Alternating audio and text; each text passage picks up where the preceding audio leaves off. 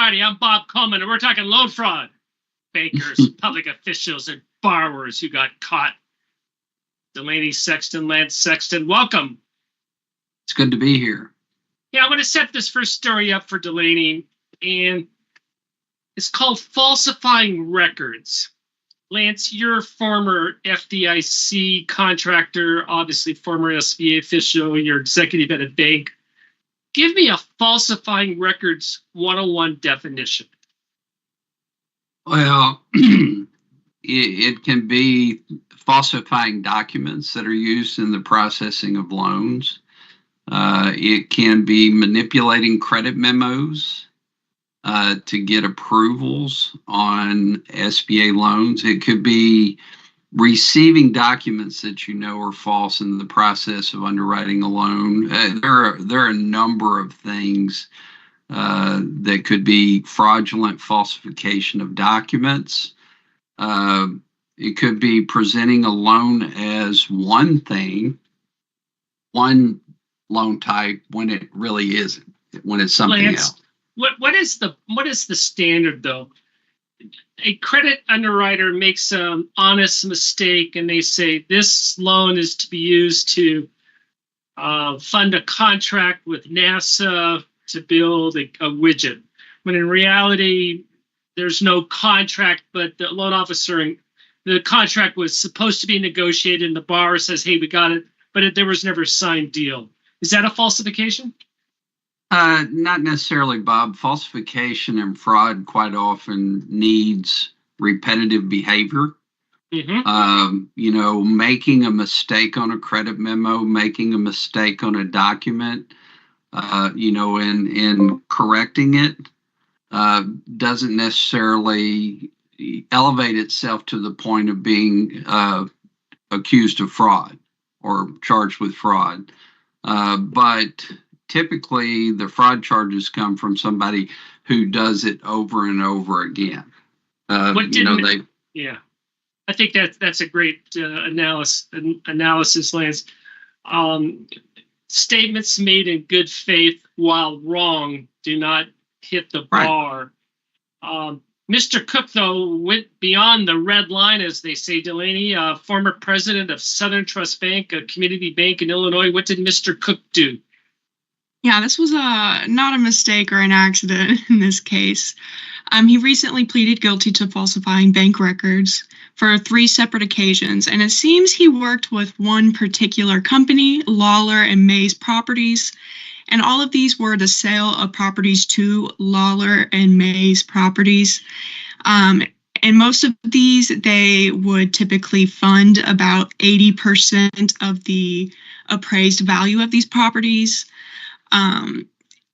And they typically, instead of taking the 80%, so in one case it was $413,000 for the appraised value, the sale should have been $330,000, but instead they took the original price and claimed that these people were putting down payments. They never put down any down payments. And in one particular case, the very first one, he knew that this was going to be a sale. All the parties in this sale understood that, but he knew that the loan wouldn't get approved. So he made it appear as a refinance instead. And that's what I find fascinating about this case, Delaney. You have a situation where it would have been permissible for the bank to finance 100% of this transaction. They could have done it. But they had a loan policy that says, hey, no, for new acquisitions, we want 20% down. So instead of fighting for an exception to the loan policy, which is legal, legitimate, it's above board, subterfuge was interjected. Well, in a case like this, you're exactly right, Bob. This is almost like SBA loans where there's false equity injection information. Had he just done the $436,000 loan, 100% financing, while that's an exception to policy at most financial institutions, sometimes giving certain mitigating circumstances, a bank will approve an exception to policy. But it appears that Mr. Cook was falsifying documentation to make it a compliant loan according to commercial lending policy. Delaney, do we know why he did this? Did he receive a kickback? Were the loans that he was paying off, were they delinquent at his bank? Do we know what his motivation was? That is an interesting thing. In all the documents and in the press release, it didn't seem like he really got a benefit out of this. I have to assume he must have been friends with Justin Mays and David Lawler, but otherwise, I don't think he received anything out of this. Yeah. I do not, it's hard to understand why you would falsify documentation. Just getting in the mind of somebody that would do that, it would seem like there would be some benefit to circumventing loan policy, to falsifying documents, and it's crazy that it doesn't appear he did have a benefit. Well, we've seen this in the past where they don't know how to say no. They want to be a big shot. Say, oh, I can do this. I don't know what Delaney, that's more for you in your studies, what the term of that is. I don't know if it's an imposter syndrome, that he wants to be bigger than he is, if it's he's just has a character flaw where he can't say no and wants to be a people pleaser. But we see this over and over and over. Yeah, there's the blatant frauds, but this, and if he had taken money, it would have been all over the DOJ. The DOJ, and I don't have a problem with this. The bankers have a position of trust in our society and community, and if he had taken a bribe, it would have been all splashed all over the press release. Well, and in a commercial real estate transaction, there will be filed documentation that would verify the inaccuracies in the information that was presented on these loans. I mean, there's going to be a mortgage. Lance, we had a webinar and I asked you, what do you tell junior lending officers when they have a loan authority in this situation? What do you tell junior lending officers when faced with this type of dilemma? Hey, he's a friend. I want to take care of my friend, but I have a strict bank policy that tells me what I can and cannot do. Yeah, you follow bank policy regardless. You have to. You have. Yeah. Do we know if the bank took a loss, Delaney? That was another thing that I didn't see. I don't believe, at least it wasn't in any of the documents I read. Yeah. So, and again, if the bank had taken a loss, they do that. So we're assuming there was no bribe, or they're assuming there was no loss, and you could be Lance and Delaney and the people listening in. You could say, well, there was no harm, no foul. But again, the problem is, as a banker, he made representations. He lied to his loan committee, which that isn't the crime. It's when you tell the feds, then you're making that information available to the feds, and that's the crime, Lance. Well, in terms of loss, the loss may not be defined until the loan defaults and goes into liquidation. You've got 100% financed piece of property. If the loan did go in liquidation, it's going to sell for 75% of the value of the property, most likely in a foreclosure circumstance, and you're going to have legal costs to foreclose. You're going to have care and preservation expenses. So there is a potential loss here to the bank. Well, and it goes down to the character issue. SBA tells lenders you can only lend money to people of good character. You are admonished when you deal with the that you will be dealing with the SBA in a appropriate manner. You're not going to lie to them. So while the takeaway on this is understand what you can do, understand clearly what you cannot do, and do not cut corners. And that's it. And that's where bankers sometimes I guess the best nickname for a chief credit officer is Dr. No from the James Bond villains. But Lance, there's a reason why that bankers sometimes have that reputation, but it's not only the right thing to do, it's also the legal thing to do. Yeah, it would be interesting to see the documentation on this loan, guys, because I'm sitting here thinking in my mind, what does the offer and acceptance look like? Because every real estate transaction is going to have an O&A. What did the closing statement look like? That's going to be interesting too. Like I said, there's a lot of documentation that would make it easy to vet out an inaccurate purchase price and a phantom down payment. Oh, very good. Texas, what's happening in Texas, Delaney? Well, we've actually talked about this case briefly in the past, but there's been an update. Now, this is still just an indictment, so she's not guilty or anything. They haven't gone to trial, but she was unanimously voted to be removed from her part-time substitute job in Fort Worth. She can no longer be a substitute municipal judge. What had happened is she had allegedly applied for a PPP loan for her boutique. She claimed she had payroll of over $8,000, monthly revenue of over $140,000. The government's saying that's not quite true. There was meager income and no payroll expenses. And they claim that she used that money instead for personal expenses such as food, rent, and entertainment. Well, the one thing that jumps out on this one for me, guys, is $140,000 a month in revenue from a boutique. Being a former retail store owner, $140,000 in revenue would be a quite successful boutique. And the other thing that kind of jumps out at me is the payroll number. Generally, payroll in a boutique like that's going to run 15 to 20% of revenue. So you, instead of a payroll of $8,000, I would look for a payroll more in the $25,000 a month range. Yeah, and then Lansing, that's an excellent point. A consistent theme in these fraud cases that we review is the numbers don't add up. They don't make sense. If you do any type of test on them, they all of a sudden it says, wait a minute, something's not right here. And Lance, with his background in retail and his years of experience, that is important training and expertise that lenders need to obtain.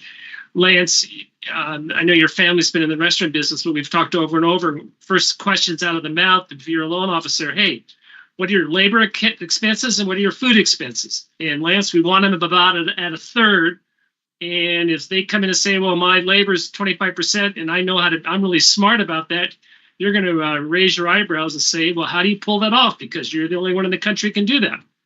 Yeah, that's and that's why industry averages become so important when Right. you're analyzing a project, comparing to, in a restaurant project, for example, looking at food and labor costs industry-wide versus what your applicant is presenting. It's important to do that.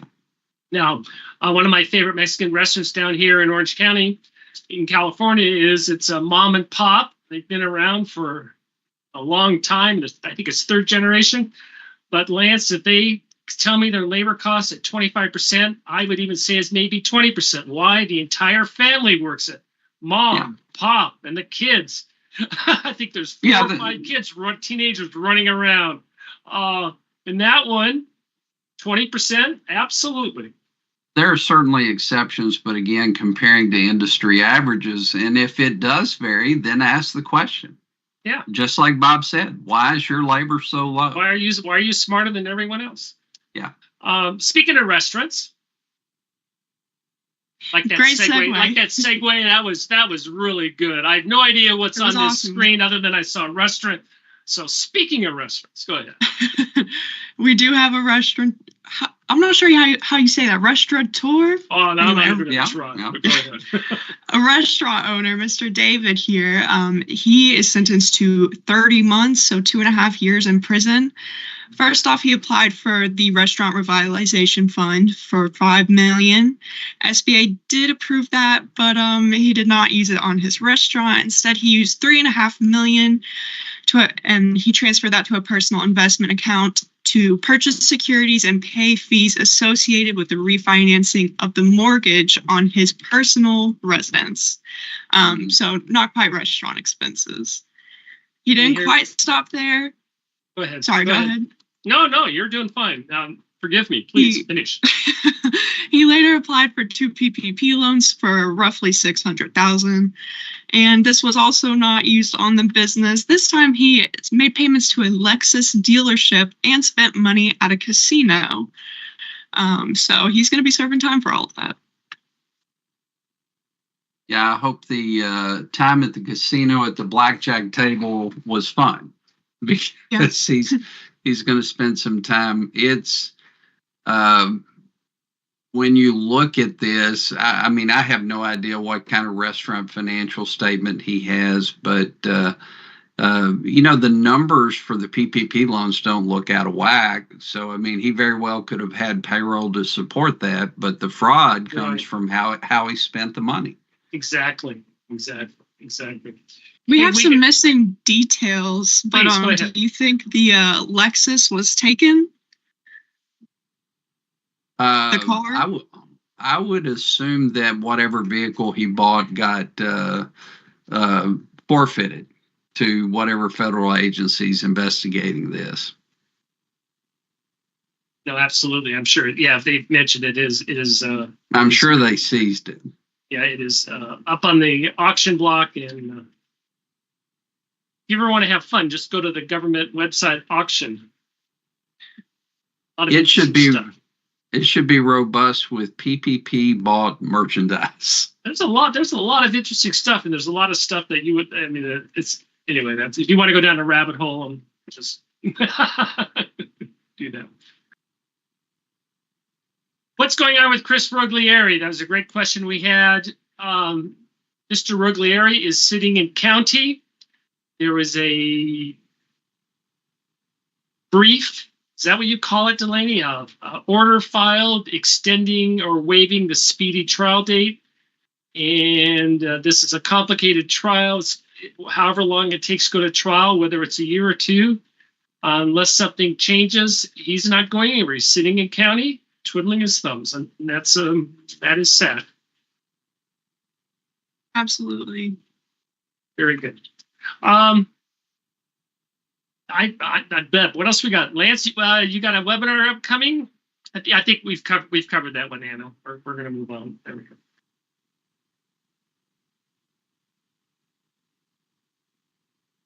Oh, Lance. I'm sorry. I'm sorry. That's okay. Tell me, we just announced it July 24th, difficult servicing. What's the new twist that you're going to do as people want to get ready for their portfolios after the end of the government's fiscal year? Well, I think it's important to continue to emphasize servicing the non-performing SBA loan. It was at Nagel. SBA mentioned that the number of early defaults is increasing dramatically. The number of defaulted SBA loans continues to increase. And what we want to do is give you information that will help you properly manage those non-performing SBA loans. So make sure and get your team signed up for that. It's very important. Thank you for joining us today for Fraud Friday, so you can stop criminals from stealing from your bank. Have a good weekend. Have a nice weekend.